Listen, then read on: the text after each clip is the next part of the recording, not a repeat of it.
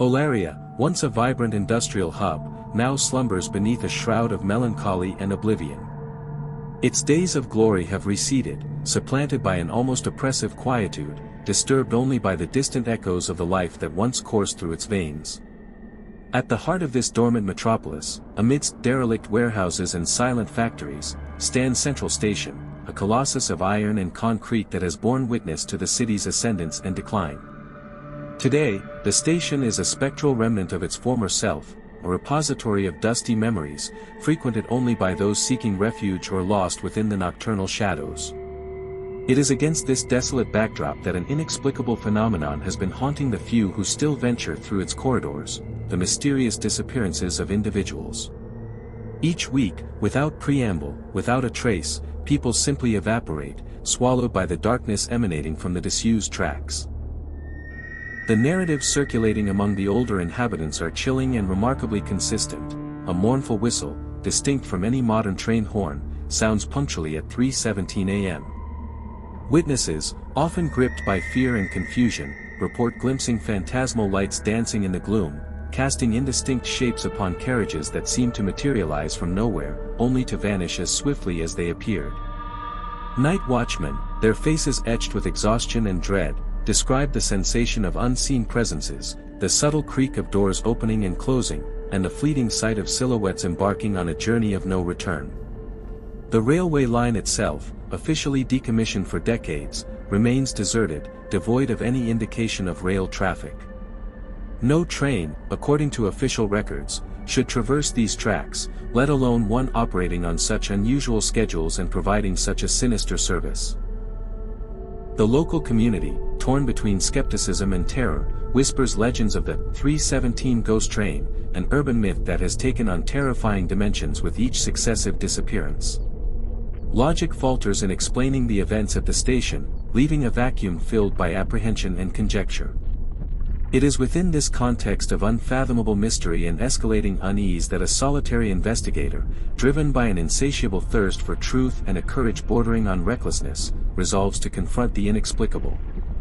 Weary of fragmented accounts and witnessing the hope drain from the faces of those who have lost loved ones, he resolves to spend a night at Central Station, armed solely with his perspicacity, his camera, and a determination to unravel the enigma plaguing the city. What he will find, he does not yet know, but the promise of a revelation transcending rational comprehension hangs in the air, as palpable as the pre-dawn chill. This is no mere case of disappearances. It is an incursion into the threshold of the unknown, where reality distorts and the contours of the known world fray, revealing a truth far more somber and disquieting than anyone could have conceived. The approaching night at Central Station promises to be a long one, rife with shadows, ambiguous sounds, and the imminence of an encounter with the impossible. What precisely is transpiring at Olaria Central Station? This question, echoing in the minds of all concerned, from the desperate families of the missing to the solitary investigator venturing into the night, serves as the driving force behind this narrative. The crux of the matter lies in the recurring appearance of a train that defies all laws of physics and operational logic. This is no ordinary train, with fixed schedules, mapped routes, and a tangible physical presence in any railway registry. On the contrary, the 3:17 Phantom train, as it has come to be known among the few who dare to speak of it, is a spectral entity, a manifestation emerging from the depths of the night to collect passengers who, once aboard, vanish forever. The phenomenon manifests through peculiar auditory and visual cues, the unmistakable whistle, shattering the monotony of the nocturnal silence, a sound that evokes a somber nostalgia and an omen of something sinister. Then, the lights appear, not the bright, focused beams of a modern train, but rather a diffuse, ethereal glow, piercing the darkness like the lanterns of a ghost ship. Witnesses report the sight of carriages that seem to materialize from the fog or the darkness itself, silently and ominously inviting those in their vicinity to board.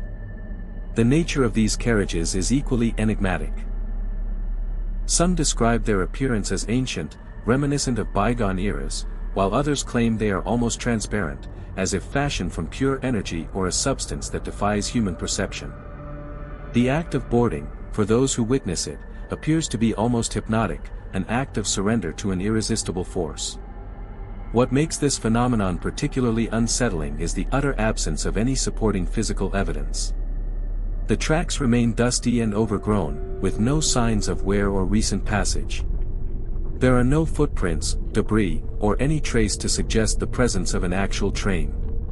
The disappearances are clean, without any struggle or alarm, as if the victims were simply swept away by an invisible current. What the investigator intends to unravel is the essence of this spectral train. Is it a collective hallucination? A supernatural manifestation tied to some tragic event that occurred at the station? Or perhaps something even more complex, a flaw within the very fabric of reality that allows a vehicle from another plane to interact with our own?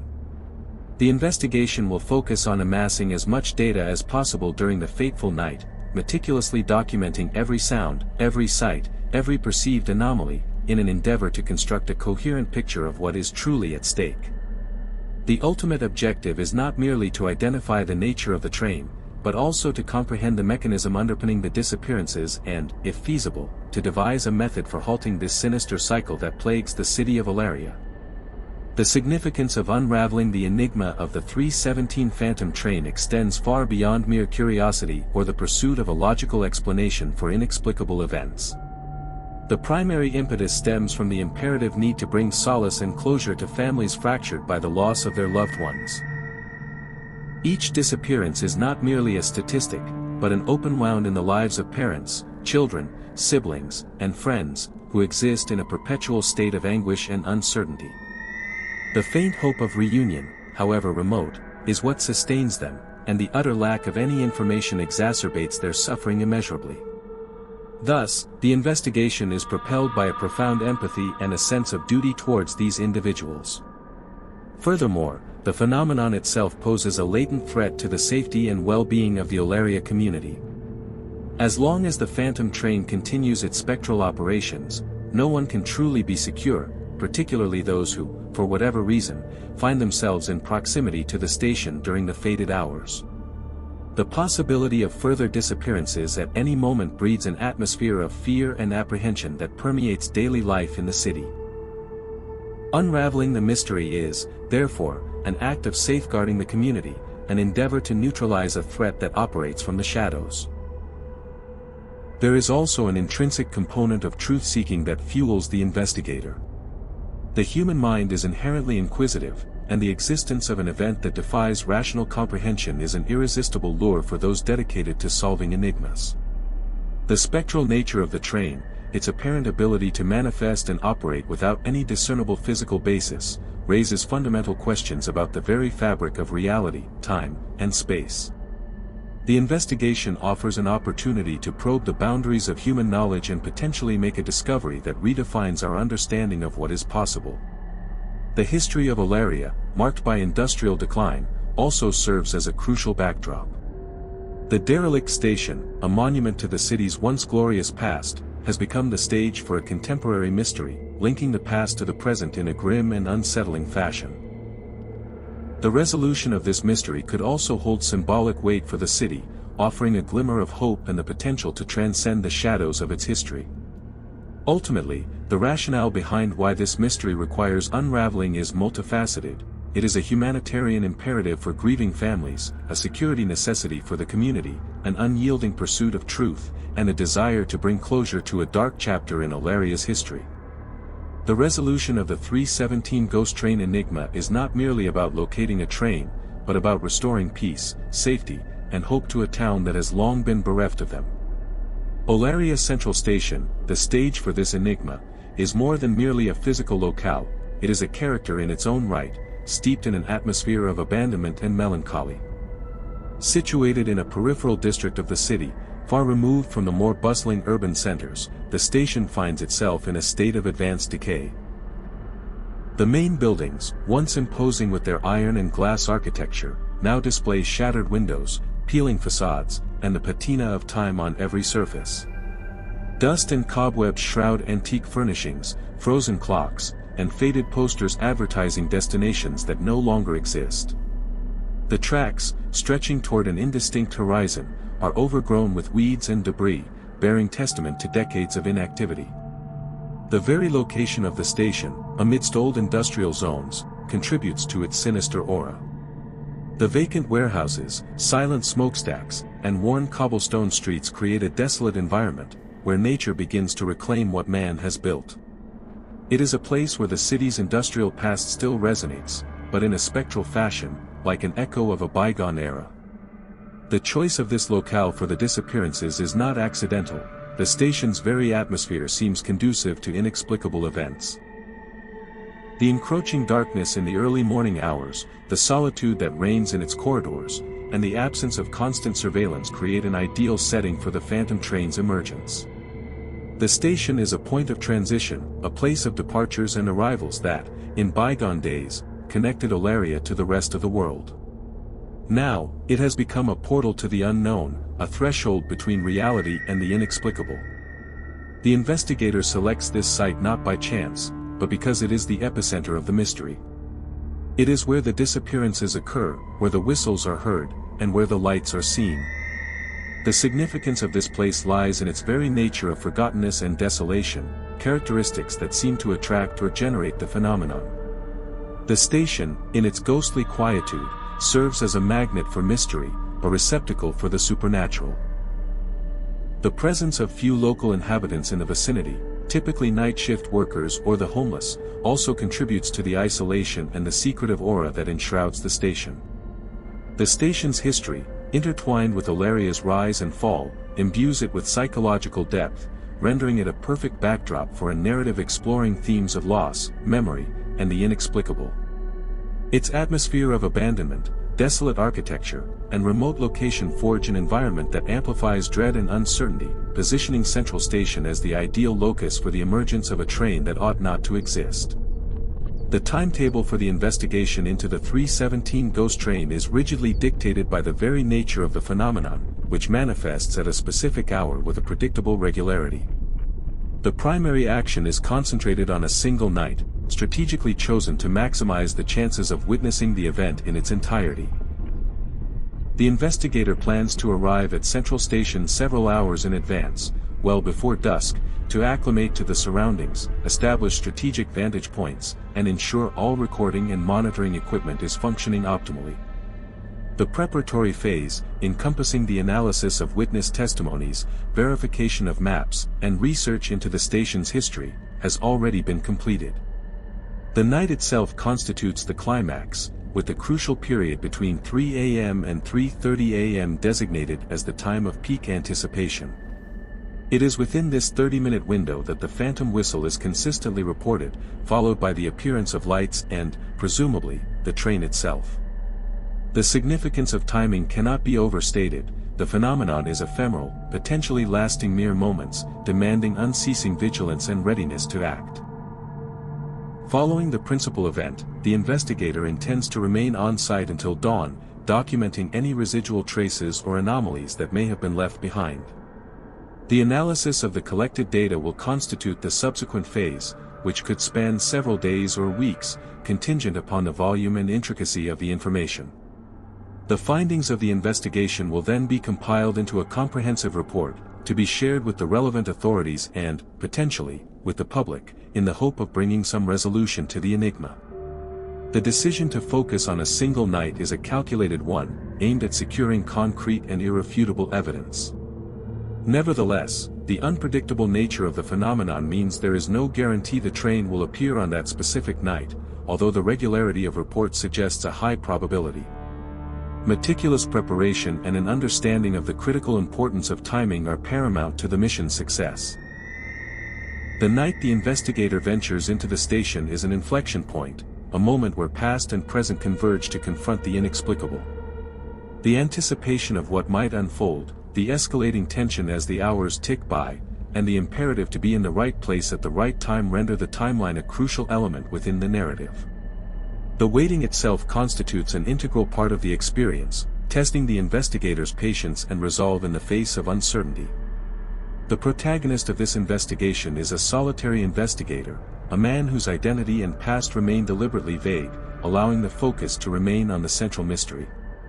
He is neither a traditional police detective nor a self-proclaimed paranormal, but rather someone with an aptitude for enigma solving and an innate capacity to observe and analyze details that escape most.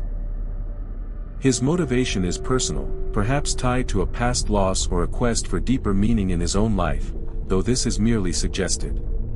He is depicted as methodical, courageous, and resilient, qualities essential for confronting what awaits him at Central Station. He is the primary agent of action, the sole individual daring enough to directly confront the phantom train. Beyond him, witnesses play a crucial, albeit secondary, role. They are the local inhabitants, the night watchmen, the few who have dared venture near the station in the dark hours, and they carry the fragments of information that fuel the mystery. Their descriptions, though often tinged with fear and subjectivity, provide the initial clues that led to the investigation. They represent the community affected by the phenomenon, those suffering the indirect consequences of the disappearances.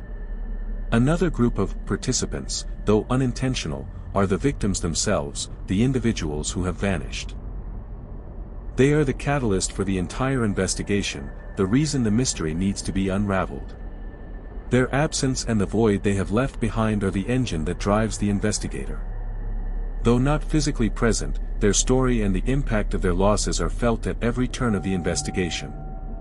Local authorities, such as the police and emergency services, are also indirectly involved. While they have been unable to solve the cases, their inability to provide explanations or solutions is what has allowed the mystery to persist and the investigator to take on the task. They represent the failure of conventional approaches in the face of the inexplicable. In essence, the who encompasses the investigator as the principal agent, the witnesses as informants, the victims as the raison d'etre of the investigation, and the authorities as the backdrop of official ineffectiveness. Each of these elements contributes to the complexity and depth of the narrative, constructing a tableau of characters and forces interacting around the central enigma of the forgotten station.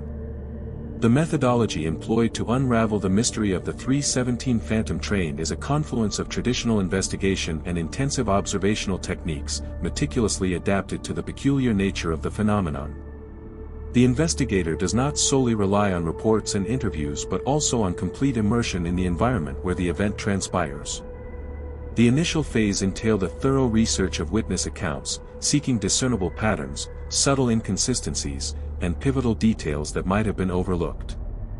This encompassed the analysis of testimonies gathered informally by the community and, where feasible, the pursuit of official missing persons records that could potentially correlate with occurrences at the station. Subsequently, the investigator conducted a detailed daytime inspection of Central Station, meticulously mapping its structural layout, identifying blind spots, potential hiding places, and optimal vantage points for nocturnal observation. Familiarization with the terrain is paramount for anticipating movements and ensuring personal safety. The night of the investigation will represent the apex of this methodology. The investigator plans to operate in a discrete surveillance mode, utilizing high-sensitivity audio and video recording equipment to capture any tangible evidence. This includes night vision cameras, directional microphones to record the characteristic whistle, and potentially motion sensors or thermal cameras to detect unseen presences. The strategy is to remain concealed, observing without being detected, so as not to interfere with or alter the natural course of events. The approach will be patient and persistent, as the phenomenon may be subtle and ephemeral. The investigator will be prepared to document not only the train's manifestation but also any other anomalous occurrences, such as unusual sounds, atmospheric shifts, or sightings of strange figures. Data collection will be the primary focus, with subsequent analysis enabling the triangulation of information and the formulation of hypotheses. Should the train materialize, the investigator will endeavor to record its trajectory, its apparent speed, and any details regarding its composition or passengers, without, however, compromising their safety. Direct interaction with the phantom train, if it occurs, will be avoided unless strictly necessary and planned as part of a strategy to obtain more robust evidence, such as attempting to collect energy samples or record unusual electromagnetic signatures. The approach, therefore, is that of a participant observer, engaged in data collection but cautious in its interaction with the unknown.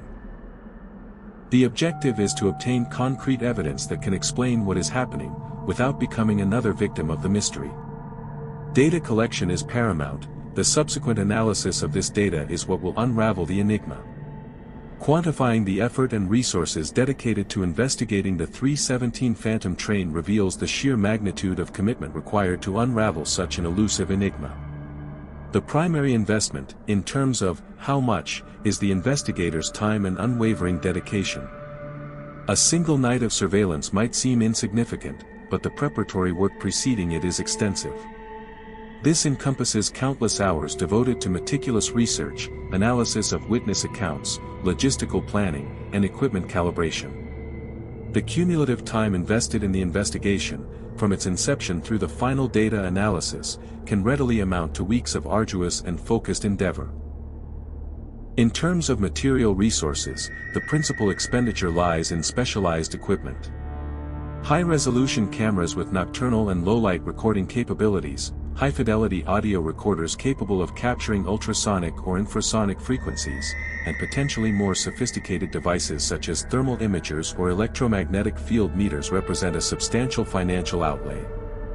The imperative for reliable, cutting-edge equipment is paramount for the collection of meaningful evidence. Furthermore, there are the costs associated with travel to Central Station, which may be situated in a remote locale, and the necessity of basic provisions for an extended vigil, including sustenance, hydration, and secure transportation. Personal safety also constitutes a significant consideration. While not a direct financial cost, the investigator's willingness to jeopardize their personal safety is an intangible, yet invaluable, quantifiable factor. The scale of the mystery suggests that a solitary individual, even with adequate resources, may face limitations.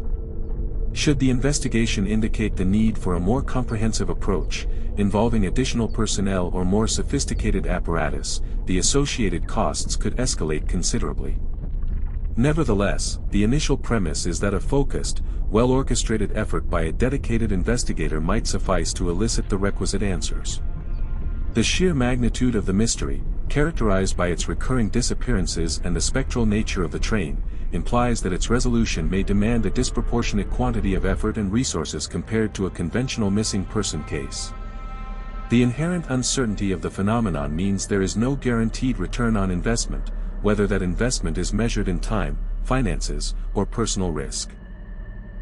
The how much is, therefore, a calculated gamble in the pursuit of truth, a commitment to unraveling an enigma that defies comprehension and haunts an entire city. The dedication and resources mobilized reflect the gravity and significance of shedding light on one of Olaria's darkest mysteries. The nature of the investigation, focused on obtaining irrefutable evidence, necessitates that the investigator employ a multifaceted approach, transcending mere passive observation. A crucial strategy involves the meticulous examination of the station's physical environment for anomalies that may have gone unnoticed. This encompasses the search for traces of unusual energy, such as electromagnetic fluctuations or alterations in ambient temperature that deviate from natural patterns. The deployment of technologies like an electromagnetic field detector, for instance, could reveal residual energetic signatures left by the spectral train's passage, even if it remains imperceptible. Similarly, the analysis of dust or soil samples collected at strategic points might contain uncommon particles or chemical compounds, indicative of an extraterrestrial energy source or material. Furthermore, the investigation delves into the analysis of human behavior and witness perceptions. Instead of merely accepting their accounts as fact, the investigator seeks to understand the psychological factors that may influence their observations.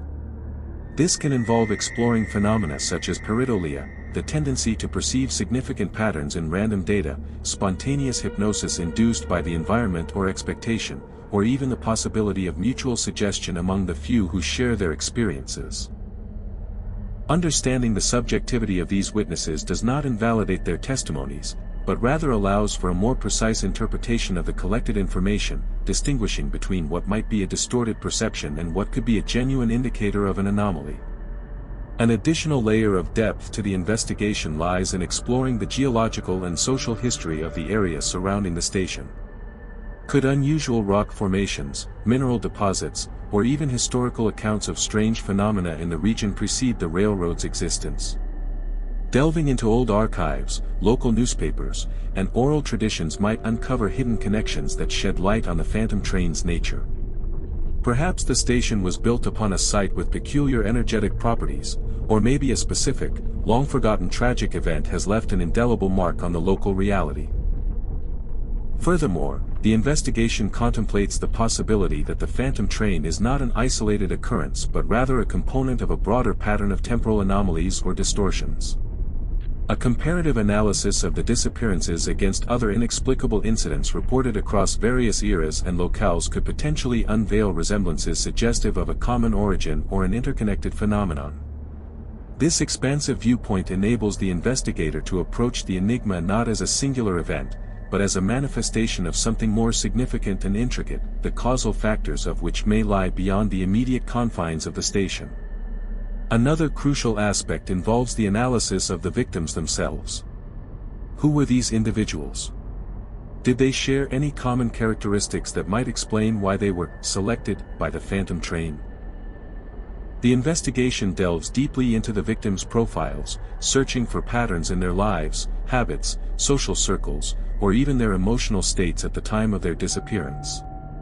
This analysis, though sensitive, could offer vital clues regarding the nature of the train and the criteria, if any, it employs to choose its passengers. The investigation, delving into the labyrinthine intricacies of the mystery, transcends the mere documentation of events to embrace a more holistic analysis of the phenomenon itself and its potential ramifications. An additional dimension to be explored is that of the psychological and social consequences that the existence of the phantom train entails for the community of Ilaria. Beyond the grief and uncertainty afflicting the families of the disappeared, the constant presence of this anomaly generates a state of generalized apprehension. Residents report a heightened sense of vulnerability, a latent fear that manifests in behaviors such as avoiding leaving their homes after dusk or developing a specific phobia of train stations and the sound of whistles. This atmosphere of collective terror can lead to social isolation, mutual distrust, and a general decline in the city's quality of life, which is already grappling with the effects of its industrial past. The way the community grapples with the mystery, whether through silence, denial, superstition, or the pursuit of rational explanations, is also fertile ground for analysis, revealing much about human resilience and coping mechanisms in the face of the inexplicable. Furthermore, it is crucial to consider the legal and ethical ramifications of such an investigation. If the phantom train is, in fact, an entity that transports individuals against their will or to an unknown destination, this constitutes a crime of kidnapping or something even more intricate. The absence of a body or any physical evidence complicates the application of traditional laws, creating a legal vacuum and a challenge for authorities. How can the disappearance of someone who allegedly boarded a vehicle that does not exist in any records be legally documented? What would be the protocols for a rescue operation, if such an operation is even conceivable? The investigation must, therefore, weigh the necessity of documenting the phenomenon in a manner that provides support for future legal actions or, at the very least, serves as a warning about the imminent danger it poses. The very nature of the investigator, operating outside official structures, raises questions about the legality of their actions and the validity of the evidence they gather. A particularly intriguing perspective to explore is the possibility that the phantom train is not an isolated occurrence, but rather a symptom of a larger failure or anomaly within a broader system. Could it be a reflection of a localized temporal distortion, an interdimensional portal that sporadically opens, or even a collective psychic manifestation amplified by the station's atmosphere of abandonment? Instead of seeking a singular cause, the investigation might benefit from considering the phenomenon as an interactive complex of environmental, historical, and perhaps even metaphysical factors. For instance, the concentration of residual energies from past events at the station, combined with specific atmospheric conditions or the presence of certain individuals, could create the ideal circumstances for the train's manifestation. Imagine, for example, that the station, in its heyday, was the site of a forgotten railway tragedy. This residual energy, over the decades, could have crystallized, periodically manifesting as the spectral train. Another crucial angle of analysis lies in exploring the routes and destinations of the ghost train. Although the victims vanish without a trace, it is possible to infer, from the accounts and context, where they might be being taken.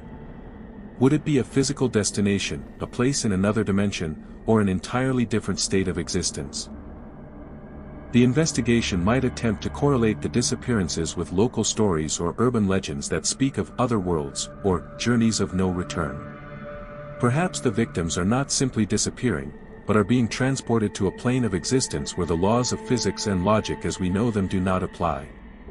Understanding the nature of this destination is fundamental to unraveling the purpose, if any, behind the ghost train's actions. This journey into the unknown, while terrifying, is the essence of the mystery the investigator sets out to unravel, seeking not just an explanation, but also comprehension of what the phenomenon represents. The investigation, delving into the intricacies of the mystery, transcends mere event documentation to embrace a more holistic analysis of the phenomenon itself and its potential ramifications. An additional dimension to explore is that of the psychological and social consequences that the existence of the ghost train entails for the community of Ilaria. Beyond the grief and uncertainty afflicting the families of the disappeared, the constant presence of this anomaly generates a state of widespread apprehension.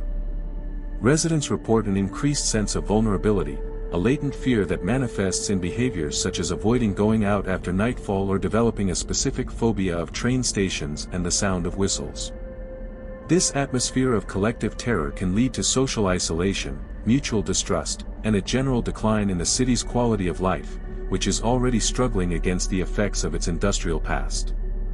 The way the community grapples with the mystery, whether through silence, denial, superstition, or the pursuit of rational explanations, is also a fertile ground for analysis, revealing much about human resilience and coping mechanisms in the face of the inexplicable.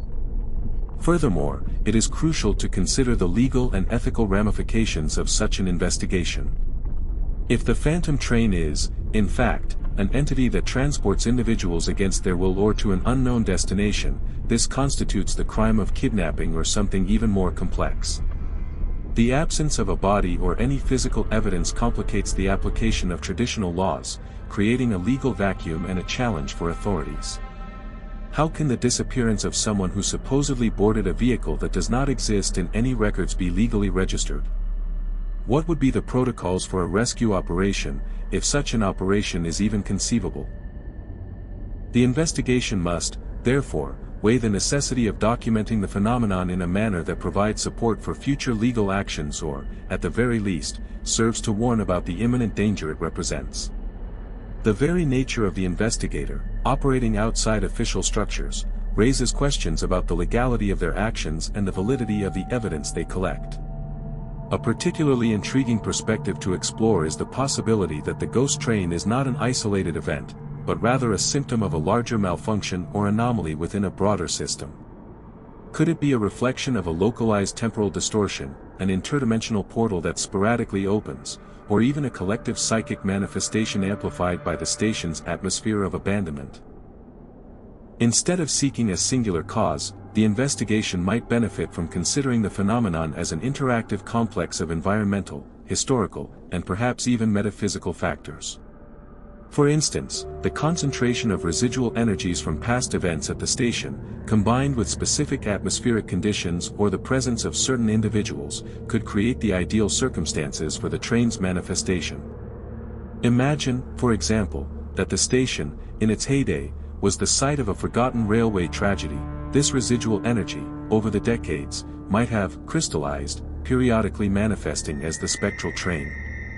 Another crucial angle of analysis lies in exploring the routes and destinations of the phantom train. Although the victims vanish without a trace, it's possible to infer, from accounts and context, where they might be being taken. Would it be a physical destination, a place in another dimension, or an entirely different state of being? The investigation could attempt to correlate the disappearances with local lore or urban legends that speak of other worlds, or journeys of no return. Perhaps the victims aren't simply disappearing, but are being transported to a plane of existence where the laws of physics and logic as we know them do not apply. Understanding the nature of this destination is fundamental to unraveling the purpose, if any, behind the phantom train's actions. This journey into the unknown, while terrifying, is the essence of the mystery the investigator sets out to unravel, seeking not just an explanation, but also an understanding of what the phenomenon represents. Reflecting on this journey thus far, we discern that the manifold facets of the central station enigma are beginning to coalesce, yielding a sharper tableau, albeit one still shrouded in mystery. The convergence of accounts, the dissection of the desolate scene, and the relentless chronology of spectral occurrences paint a panorama wherein reality bends under the weight of the inexplicable. The impressions left by witnesses, when filtered through investigative logic, do not present as mere echoes of fear but as fragments of a more profound verity, awaiting the final piece to link them into a coherent whole. The very atmosphere of the station, imbued with a history of abandonment and a silence populated by phantom sounds, emerges not merely as a backdrop but as an active element in the unfolding events, a catalyst that seems to amplify, or perhaps even engender, this spectral manifestation. As threads of information intertwine, it becomes evident that we are approaching a turning point. The multiple layers of investigation, from the technical analysis of equipment to the understanding of the human and social dynamics at play, converge toward a more nuanced comprehension of the phenomenon's complexity. The persistence of disappearances, the unsettling regularity of the events, and the absence of conventional explanations weave a tapestry where the ordinary and the extraordinary merge in a disquieting fashion. The journey, thus far, has been an immersion into the deep waters of the unknown, where each discovery brings us closer to the surface, yet where the very nature of what resides in the depths still defies complete definition. At this transitional juncture, the perception of what has been explored readies us for the narrative's culmination. The mystery's intricacy, underscored by the convergence of factors ranging from the architecture of a decaying industrial past to the subtleties of human perception and the potential distortions of reality itself, implies that the ultimate answer will not be straightforward. Rather, the impending comprehension is that which arises from the intersection of all these investigative threads, akin to light passing through a prism to reveal a spectrum of previously unseen colors. The anticipation now centers on how these elements, so disparate in their origins, will coalesce to offer a definitive perspective on what truly transpires in the dim hours of Central Station. The manner in which the disparate elements of the mystery interlock, the inexorable chronology, the historically saturated setting, the train's elusive nature, and the profound human toll, compels us to anticipate not a mere unveiling, but a more profound comprehension of the forces at play. Our journey thus far has furnished us with a mosaic of information, and what remains is to observe how the final pieces will coalesce to form the complete picture, offering closure to what has, until now, been a persistent and chilling enigma. This convergence of knowledge and observation positions us on the precipice of conclusion, poised to assimilate the entirety of what has been unraveled. The journey through Olaria Central Station, a descent into the heart of a mystery that defies logic and haunts the city's soul, culminates not in a bombastic revelation, but in the subtle and profound understanding that some truths reside in the interstices of the known. What began as an investigation into inexplicable disappearances unfolded into an exploration of the very frontiers of human perception, the resilience of a community scarred by neglect, and the nature of reality itself, which at times seems to concede ground to forces operating on planes we have barely begun to glimpse. The phantom train of 3:17 a.m., more than a mere spectral railway occurrence, has become a potent symbol of the anomalies that permeate our existence, a constant reminder that, however much we seek order and explanation, there is always a veil to be lifted, a shadow to be scrutinized. The convergence of evidence, from the fragmented testimonies of frightened witnesses to the meticulous analysis of surveillance equipment and the historical investigation of the site, allows us to glimpse a picture where the city's industrial past and the latent energies of its decay seem to have intertwined with something of a transcendental nature. The station, a crumbling monument to an era of progress, has transformed into a portal to the inexplicable, a stage where the ordinary dissolves in the pre-dawn hours and the extraordinary reclaims its dominion. The persistence of disappearances, the unnerving regularity of events, and the absence of any conventional physical trace do not point to a failure in the investigation, but to the very nature of the phenomenon, which operates outside the parameters of our usual comprehension. However, true practice lies not merely in unraveling the station's secrets, but in how we assimilate that experience into our own worldview. The Phantom Train's mystery invites us to question the boundaries of what we deem possible, to acknowledge the fragility of our certainties, and to embrace the vastness of the unknown. The city of Valeria, with its visible and invisible scars, serves as a mirror to the human condition, a reminder that even amidst desolation, the pursuit of truth and hope endures. The strength emanating from this inquiry lies not in finding a culprit or a simple explanation, but in recognizing the inherent complexity of existence and the intriguing beauty of that which resides beyond our immediate grasp. The night at the station may have concluded, but the journey of reflection on what was witnessed has only just begun, echoing in the minds of those who dare to look beyond the obvious.